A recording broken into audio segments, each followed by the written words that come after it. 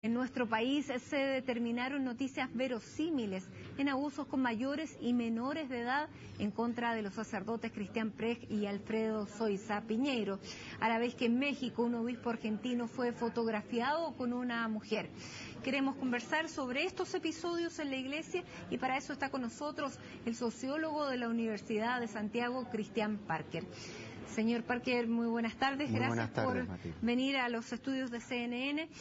Bueno, hemos conocido, como lo presentamos en pantalla, los últimos casos que se han visto en Chile, los casos de Cristian Prech, Alfredo Zoiza Piñeiro, y también en México veíamos hace una semana estas fotos de este obispo argentino fotografiado con una mujer que fue finalmente obligado a dimitir.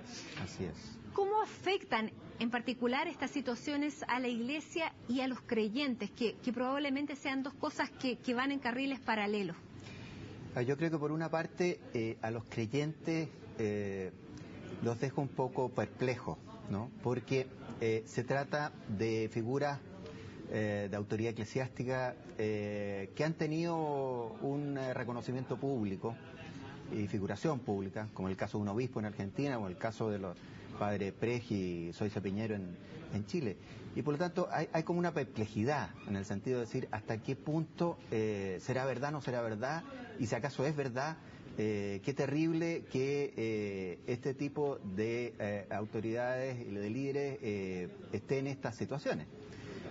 Por otro lado, yo tengo la impresión que para el grueso público el impacto es un poco menor. ¿En qué sentido? En el sentido de que la situación de abusos, y sobre todo abusos sexuales a menores, pedofilia, etcétera, se viene ya conociendo desde hace bastante tiempo en la Iglesia Católica. Y no solo en nuestro país y en muchos países de América Latina, sino también en varias partes del mundo, en Irlanda, Estados Unidos, en varias partes de Europa. Y el Vaticano ha tenido una actitud bastante firme, ¿no? Por lo tanto, hay una situación... A partir del papado de Benedicto XVI, que marca un antes y un después. Exactamente, aparte del actual Papa Benedicto XVI, que ha tomado una actitud muy clara, casi de tolerancia cero en este sentido. Porque se entiende en la medida en que había una situación tan extendida y de tanto desprestigio que la Iglesia tenía que retomar algún tipo de acciones restitutivas que hicieran recuperar la confianza de la gente en las instituciones, en este caso en la Iglesia Católica. Yo creo, por lo tanto, que si bien es cierto impactan a la opinión pública, digamos, el impacto del punto de vista de la credibilidad de la Iglesia Católica no es tan grave en el sentido de que ya venía, digamos, en una pendiente en este sentido. Pero es reparador el hecho de que la Iglesia, a partir de las nuevas directrices que se han dado ya a partir de los últimos 2 o 3 años con Benedicto XVI, finalmente la gente pueda volver a creer que sea más rápido a partir de ahora, que sea más transparente. Hay una diferencia entre los casos, por ejemplo, aquí para aterrizarlo en Chile, entre los casos del sacerdote Caradima con el tratamiento de estos dos casos, que hagan más creíble frente a la opinión pública. ¿Cómo está enfrentando la Iglesia estos casos? Es decir, yo creo que sí, y en dos sentidos, ¿no? Primero, porque hoy día no solo hay una reacción de parte de las autoridades de la Iglesia que es más rápida y que significa, en cierto sentido, tomar en serio, ¿no?, las acusaciones, y significa que de alguna manera la Iglesia se hace cargo, ¿no? Y no encubre, como ha sido también, como fue en los casos anteriores, acusaciones en el sentido de que las autoridades no hicieron nada o hicieron muy poco, o hicieron algo pero lo hicieron lento. Recordando el caso de Fernando Caradima y en internacional de Marcial Maciel. Exactamente. Entonces yo creo que eso ha cambiado, ¿no? Y eso cambia decisivamente. Y el otro punto en el cual cambia, pienso yo, es en lo que significa la prioridad que le da hoy día la Iglesia a la defensa, ¿no?, y protección de aquellos que han sido vulnerados. De las víctimas. De las víctimas. Se pone del lado de las víctimas. Se pone del lado de las víctimas, y yo creo que eso ha sido bastante claro en lo que hemos visto estos días también. Así Ahora, que yo creo que ahí hay dos diferencias muy importantes. ¿Son situaciones comparables lo que vimos con el sacerdote Caradima y lo que estamos viendo ahora en la investigación de Cristian Prech y de Alfredo Soiza Piñeiro? ¿En qué sentido comparable? Comparable en el sentido que todo el procedimiento... de los delitos que se están investigando. En el sentido, yo diría que sí son comparables.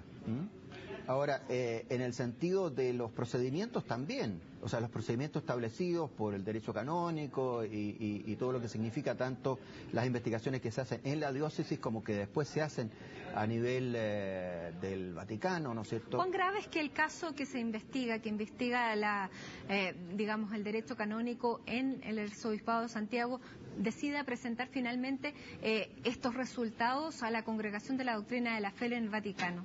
No, según yo tengo entendido, lo que sucede es que el derecho canónico establece, ¿no?, que en caso de que haya abuso a menores, ¿no?, los casos deben remitirse al Vaticano. No es una decisión de la iglesia local, ¿no?, en este caso del obispo local, sino que por derecho canónico tiene que remitirlos a el Vaticano, pero por casos graves. Exactamente, eso revestiría daría luces, pese a que hemos conocido muy poco de la investigación, de la gravedad de lo que se está investigando. Así es, así es. Bueno, el portal CIPER daba a conocer, lo dimos hace algunos minutos, que estaban conociéndose nuevos casos, ya se habla más de una veintena de casos de denuncias de personas, todos varones entre 15 y 35 años, en el caso de los sacerdotes Cristian Prech y Alfredo Soiza Piñeiro.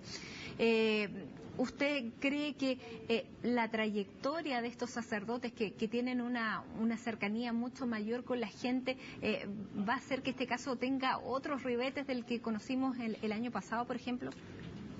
Yo creo que sí, pero yo creo que sobre todo en los ambientes de iglesia, la gente que está en las parroquias, en las comunidades, que veía a estos sacerdotes como pastores cercanos, ¿no? Y sobre todo porque esto causa mucha tristeza y mucho dolor en la gente. Yo creo que en ese sentido va a ser situaciones más sensibles, ¿no? Y la gente va a estar, digamos, con una situación en la cual va a estar un poco en incertidumbre. Porque no hay que olvidar que, a pesar de que se dice que son verosímiles, ¿no?, no hay que olvidar que en justicia, digamos, toda persona, cualquiera sea, tiene derecho a ser considerado inocente hasta que se pruebe lo contrario. Por lo tanto, igual ahí habrá que esperar el conjunto de investigaciones y la resolución final que establezca el Vaticano. Muy bien. Muchas gracias, señor Parker, por conversar con nosotros este delicado tema que afecta a la Iglesia Católica, a los creyentes y a la sociedad, muchos no católicos, viendo el caso sobre todo de Cristian Prech, gran defensor de los derechos humanos. Claro, porque ese es el mayor problema en el sentido de la imagen que tenía, en el sentido de haberse juzgado y ser símbolo de una iglesia que se jugó por los derechos humanos en la época de dictadura y de alguna manera afecta sobre todo la imagen de él, aun cuando no creo que afecte la imagen de la iglesia y de lo que se hizo en esa época. Y de su trabajo anterior. Y de su trabajo anterior y en ese sentido. Muchas gracias por habernos acompañado y aclarado un poco más este tema. Nosotros hacemos una pausa aquí en Primera Edición, volvemos con nuevas informaciones.